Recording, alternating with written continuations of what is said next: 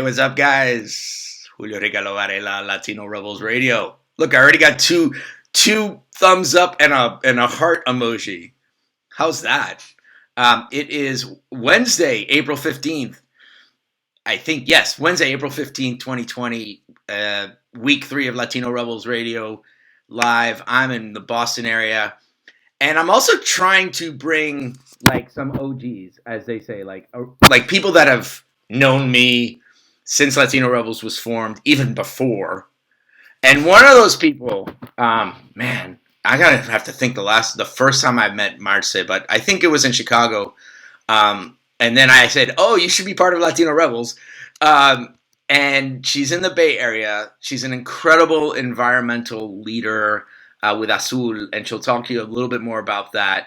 But here we go. Let me see if I can do this right. Marce Graulich, Bay Area, you're on. How are you? Buenas noches. Hi, nice to meet you. All of you. Nice, everybody. I thought you were with our friends, but nice to see everybody. Probably my mom. I'm sure my mom's on. Yeah, your mom will be on. No, don't worry about it. My mom will be on. My dad. My previous guests are on. Whatever. But listen, before we start talking about what you're doing, I just want to give a little context. We have known each other, I think, for 10 years. I think I met you in Chicago, right? Like at a conference. And then, at a conference. Right. And then I was kind of like a couple of months later, like we stayed in touch. Like we knew each other before, like online. Then we met, we hit it off. It was a great night. And like we shared similar interests. And then I was like, I formed Latino Rebels the next day. I was like, hey, Marce, you want to join? You're like, yeah. Sure. you were like, I'll help. And you were part of the original. So, you were, but you're in the Bay Area. You work with us. So we'll talk about that a little bit. Before we do that, tell me about the Bay Area now, because you're there. You were kind of, the early area. And then, because I know you're from Tijuana, I want to know a little bit of, like, what's going on in Mexico. What are you hearing from your family and from your friends? So let's start with the Bay Area and then to Mexico. So all you. All me. So I'm here in the Mission. Been here for a couple of years. Thankfully, San Francisco is doing really well. I actually had to go to the hospital and do some errands last week, and it's emptier than usual. I guess we're behaving really well. One of the things I did notice is that apparently a lot of the folks that do have are getting complications are Latinx folks, and that's something that came out of like the San Francisco General Hospital, and that that was sort of to be expected given who are the essential workers. But in general, we have a very low transmission rate and very low death rate. So that's great. I mean, that also speaks to the fact that a lot of people here can work online, and we were able to kind of like. Yeah, how much of is that? How much you think is like privilege? Because the fact that you're saying there's like over disparity, I mean, it doesn't surprise me when you talk about San Francisco, where it's like perhaps one of the most privileged cities in the world, but then it has this like big essential like working class like immigrant community, and they're the ones getting the most cases, right? So are you surprised? Not. I mean, it's heartbreaking still, but no, not surprised at all. So tell me about Mexico. What are you hearing? So there's a whole, there's actually this whole thing because there's people that are saying different things, like the actual workers are saying different things that the actual like leaders of the health system are saying. And this is not just with presidents, but basically what happened is that last week, a reporter from the San Diego Tribune went to the General Hospital in Tijuana and was talking about what she was saying. And the General Hospital is a public hospital, and talking about like the lack of PPE and kind of like overworking all this stuff. And then the state leader, I think, of the hospital said, no, that's not true, blah, blah, blah. And so it's kind of like, who believes that if there's no PPE anywhere, why would there be PPE in Tijuana, right? So like it's like an enforced error, and like the doctors are coming out and talking about that. And you see it, and this is just like what I see of folks that I know in Tijuana talking about, like, there's not enough PPE. There's a lot of people coming in, and the other problem obviously is that there's a lot of refugees that are being turned back and stuff, and that's a whole other problem, right? So do we even know how that's being addressed? And a bunch of the areas, the refuges, and the I don't know what you call them in English, asilos, were closing down, and so there's this whole other area that we don't even know enough about. Right, and And is the general sense, before we talk about what you're doing, the last thing that I want to know about Mexico is because AMLO was like, 2 weeks ago, like, I'm still gonna kiss people, or like did they find the Mexican government, like, at least, are they waking up to this now, or So what happened, and I make no political endorsements there. What happened is that it seems that there's a guy, Lopez Gatell, and he's a subsecretary of health. And if you go on Twitter, there's this whole like crush on Lopez Gatell, and everybody keeps talking about the subsecretario. yeah. And so the good thing is that it seems that they are the ones driving The response. The response. And also they're the public face. So now I'm sort of like a little bit in the background. And so it's all the subsecretary and all the people and all these technocrats and people that kind of know how to do this. But, there's a lot of complaints. I guess I didn't realize how many people that were sort of conservative leaning were in my midst. Until you see, that's it. It all of a sudden it pops up. You're all of a sudden you're like, I did not know. Oh wow, okay, let's go.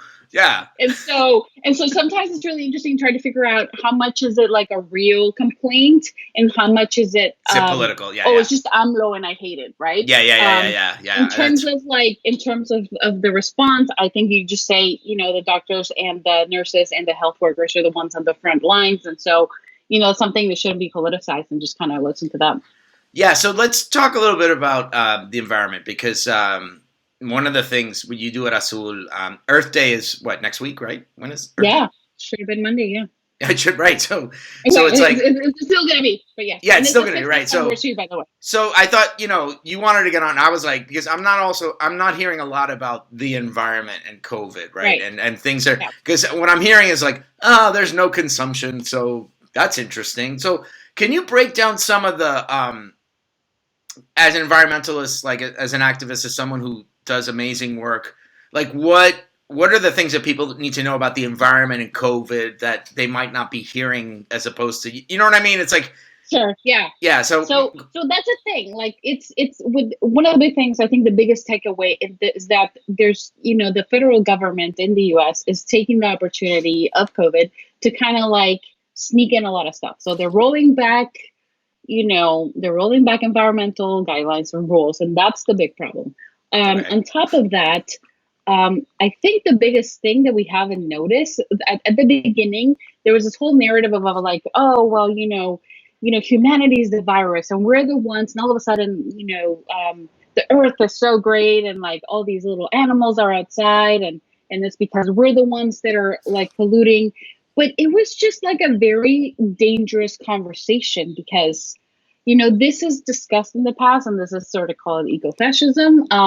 The problem there is that, it doesn't really take into account the differences in consumption. And so like it can go in a very dark path very quickly. And usually when we talk about like, oh, humans are the ones like overpopulating, and it goes into overpopulation, it goes into this, and it's usually just about Black and brown people in like other countries, and like it doesn't talk about the fact that even though there's countries with maybe like a higher birth per woman type of thing, their consumption is like like not significant compared to even one family with one kid in the U.S.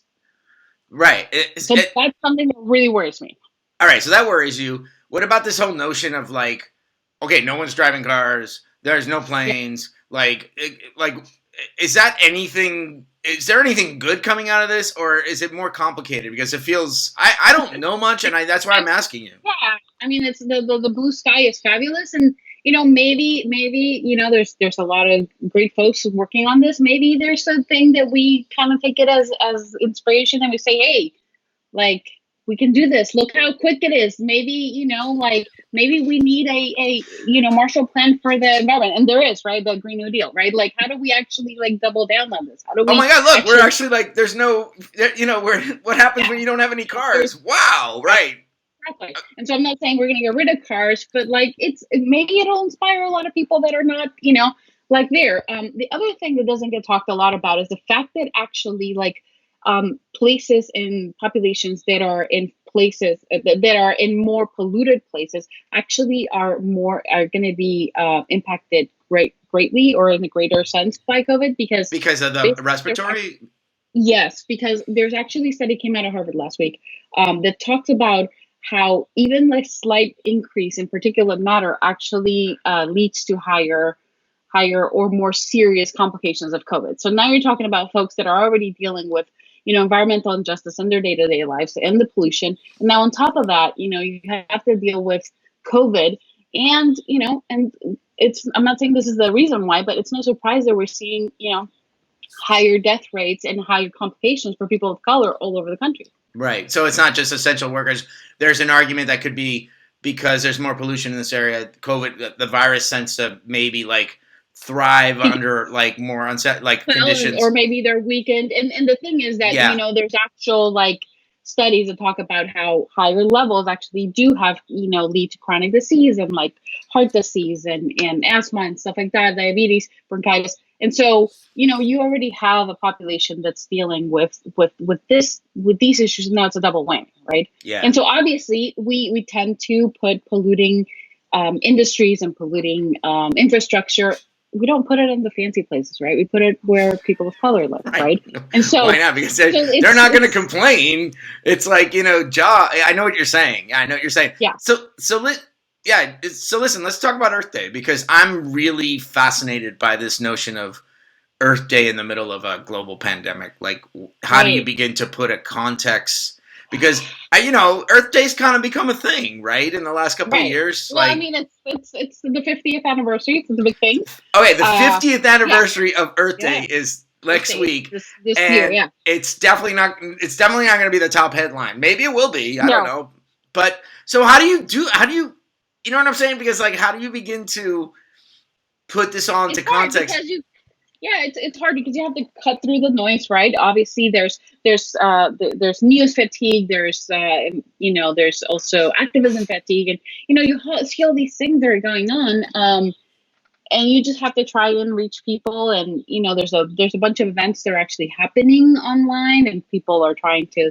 Obviously, there's fabulous folks that deal in civic tech, which is kind of activating folks online and using that to take action in civic ways, policy. But we're just going to have to give it our best and double down and hope that people pay attention. The other problem that we're seeing is so it's not just oceans, it's not just Earth Day, it's also the 10th anniversary of the BP oil spill, which was the worst oil spill in U.S. history, right? So talk about that a little bit. Talk about that. Yeah. So, at a time where we see oil companies going into the White House trying to get a bailout somehow, right? 10 years to the day of Deepwater Horizon. It was the worst oil spill in U.S. history, and we don't seem to have learned anything. On top of that, that was 10 years. That was 10 years ago. That was just 10 years. Yeah. Wow. Yeah.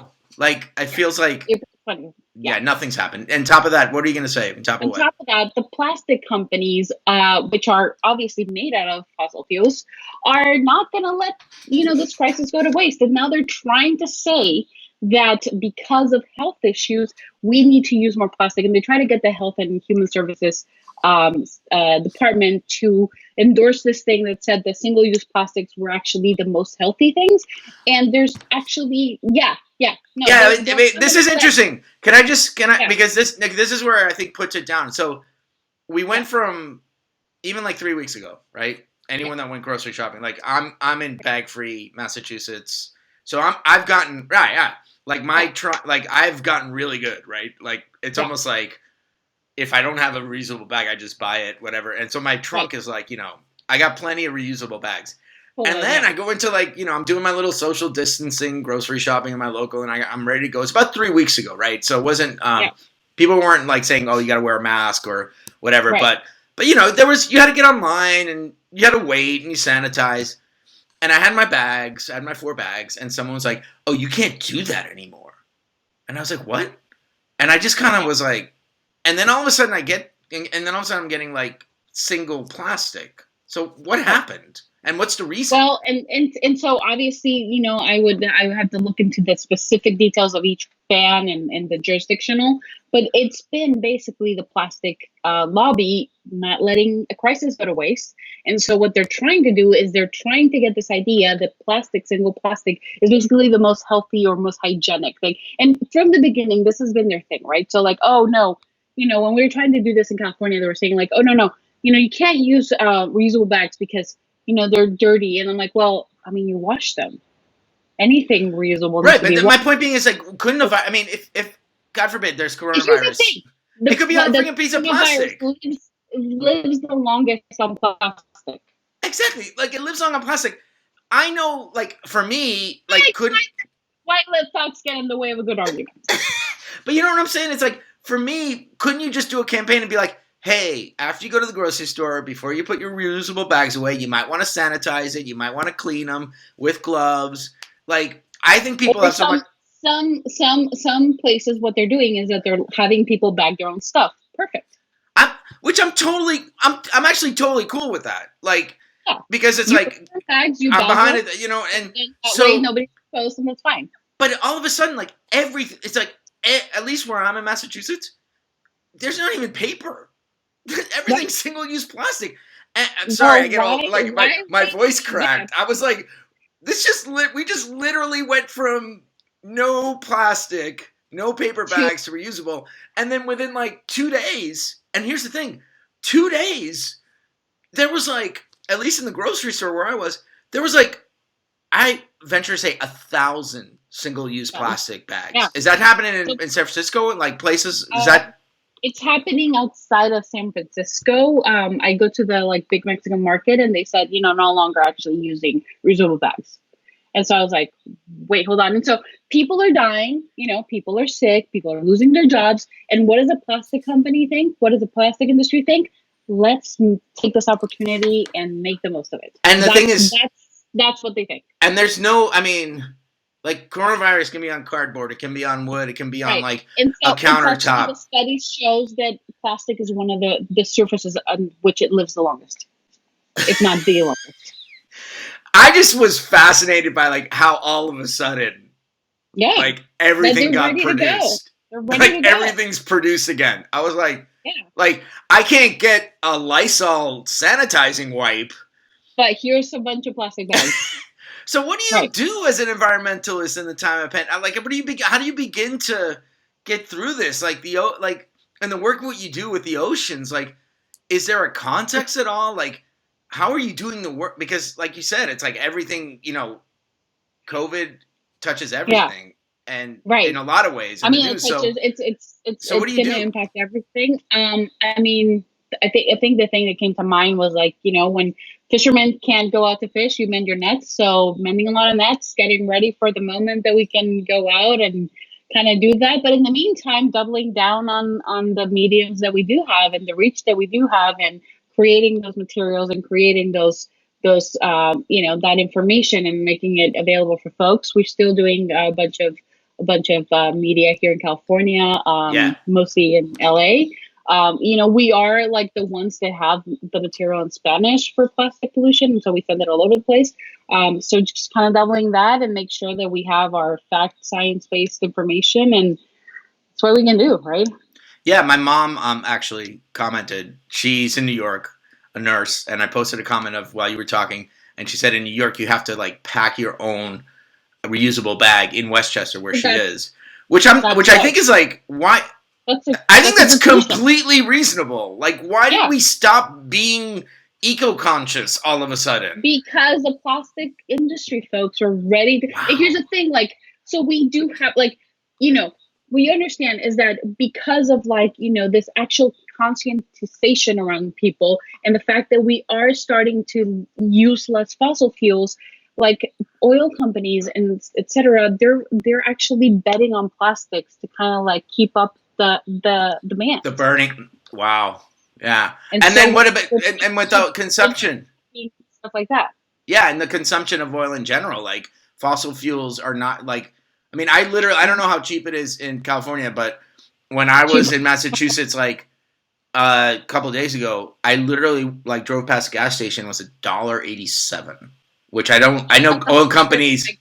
The I what? don't know that I've ever. And there's a whole other conversation about geopolitics there, right? Like with the whole Yeah, like but open. I'm just saying, oil Yeah. companies are probably like their production stopped, so like it makes sense. I mean, the way you Okay. say And it makes it's not just sense. oil, it's natural gas, it's fracking, it's all this other stuff. It's not just that, right? Yeah, It's so they are doubling down. They see the writing on the wall. They see people, getting hip to public transportation and hybrids and electric cars, and so like, okay, they see the future, and it's like, okay, what are we gonna do? Oh, let's sell more plastics. Marseille. I appreciate it. Like anything, any last words you want to say, like before you're all good? Like I was good to see Check you. us Like out on azul.org. Yeah, likewise. yeah, Likewise. Check us out on Azul. What's your azul.org and Azul.org? azul.org. Latinosmarinos.com. If you want to take action, we'll be ready with the action to take there. Hey, Marseille, I really, really appreciate you coming on. Thank you so much. Thank you so much. Marseille Groundlich, she's amazing. I've known her for 10 years.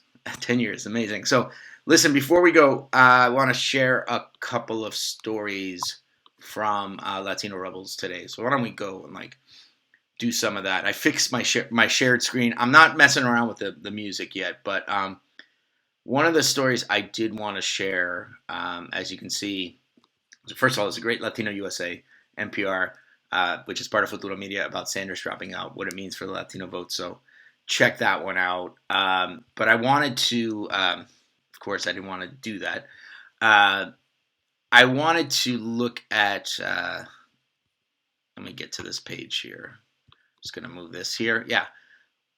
There's a really great piece that we just published earlier today by Vanessa Delgado about distance learning and immigrant children. And I thought it really impacted some of the challenges that immigrant families are finding in this push of learning, distance learning. So I wanted to share that one. Yesterday, because my shared screen wasn't working, we did run a piece by the Associated Press. I was on Tuesday, and it's been getting a lot of attention on our site right now about the $2.2 trillion package, about how immigrant families are not they're not going to get this, and there's a lot of essential workers out there who are doing what they're doing, and no money. Sorry, no money for you.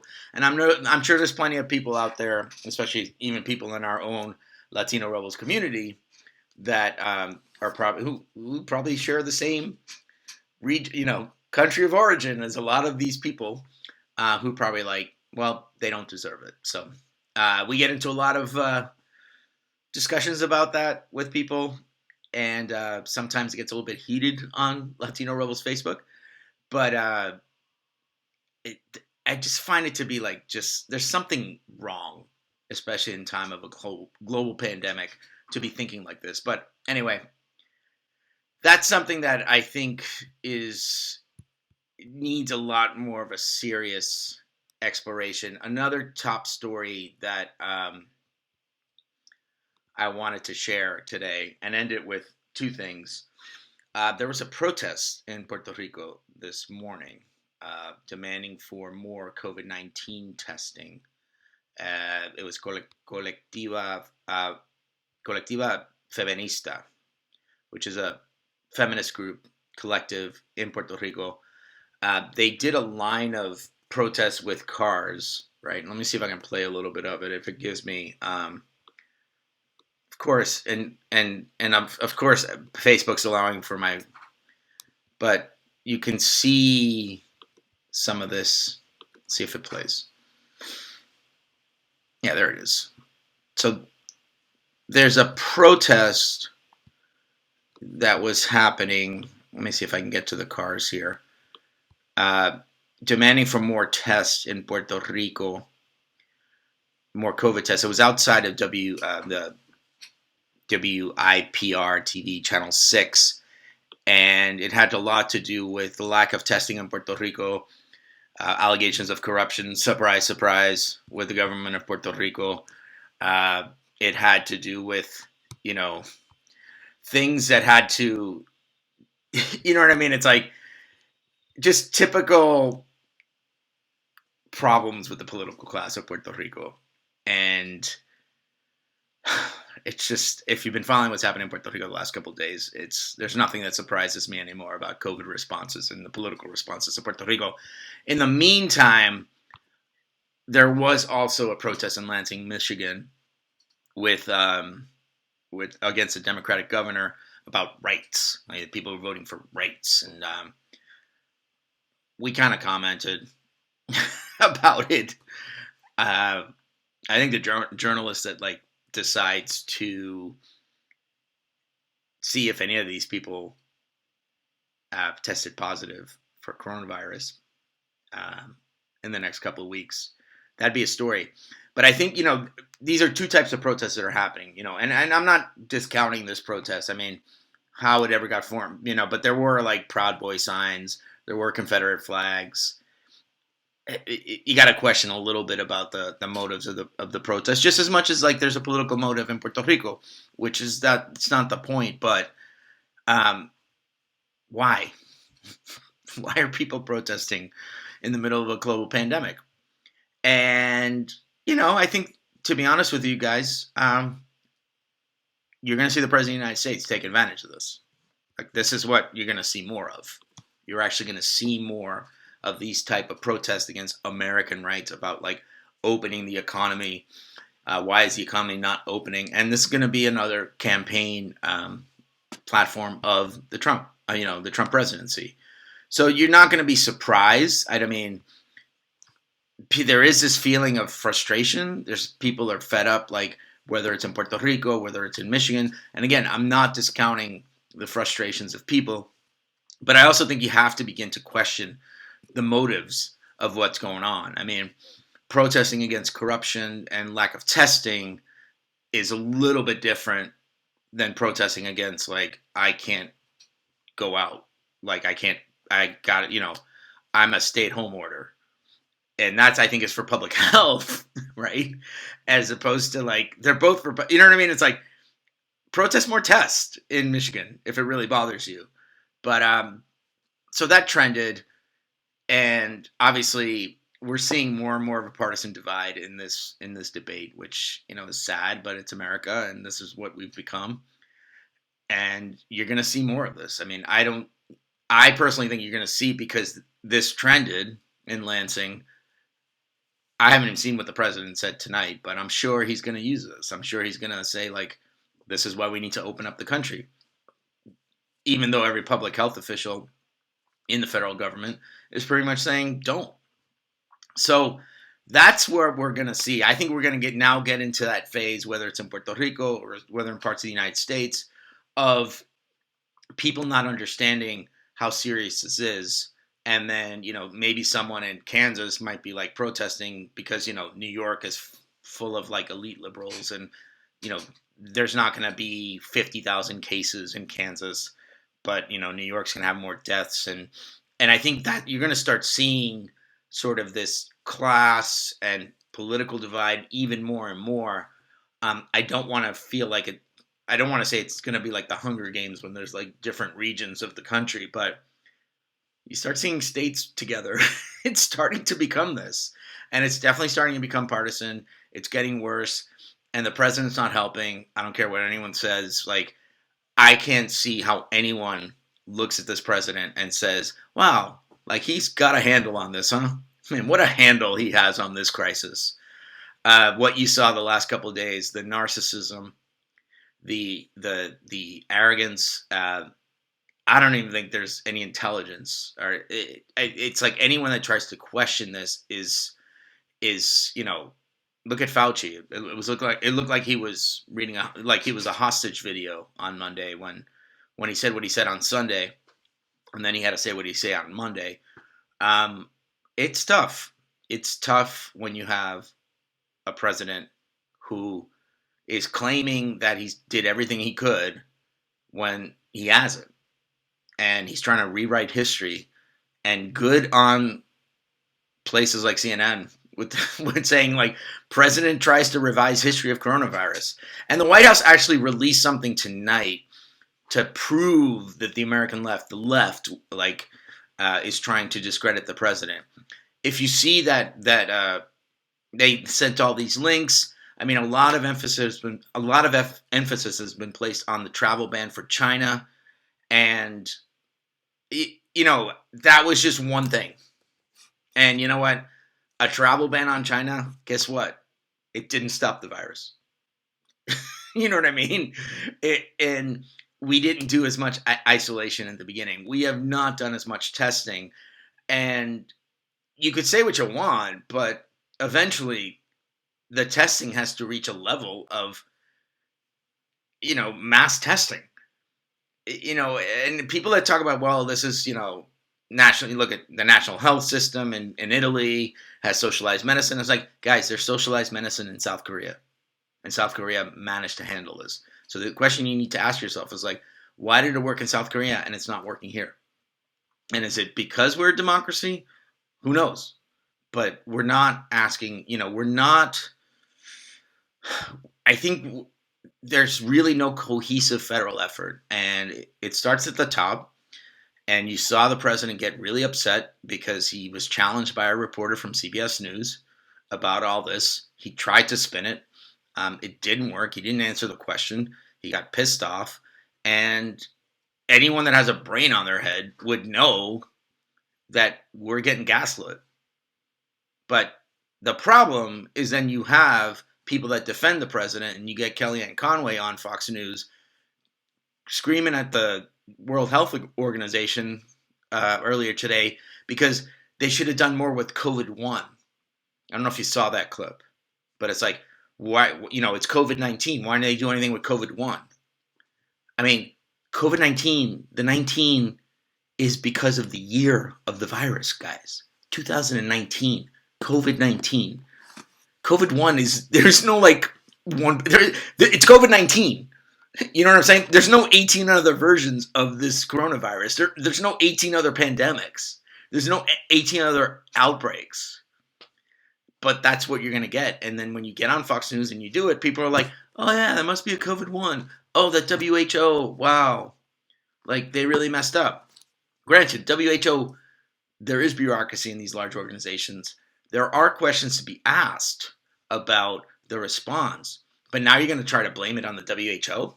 When in fact, we are the country with the most cases in the world and with the most deaths. Like, I mean, anyway, guys, we'll be back tomorrow with Juan Bago. We're going to talk about comedy and COVID-19. How's that? I want to thank everyone who watched tonight, and big thanks for Marce. I'll be back tomorrow night. Thanks again for watching. We'll see you tomorrow, Juan Bago. Stay safe, guys. Week 3 of Latino Rebels Radio Live is almost done, but stay safe. I'll talk to you guys soon. Have a great night, and thanks for everything. Bye.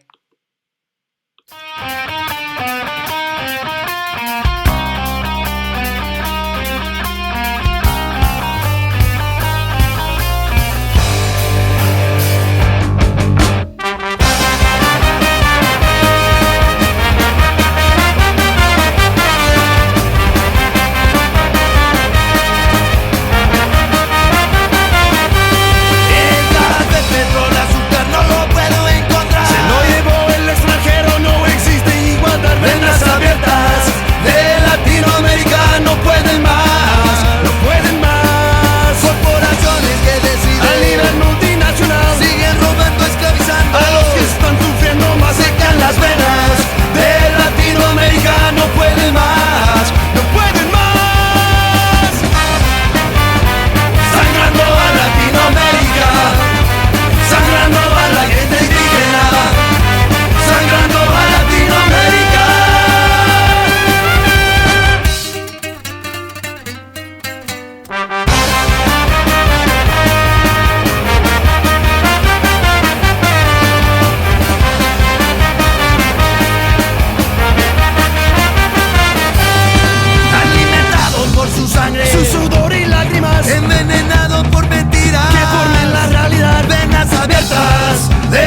Latinoamérica no puede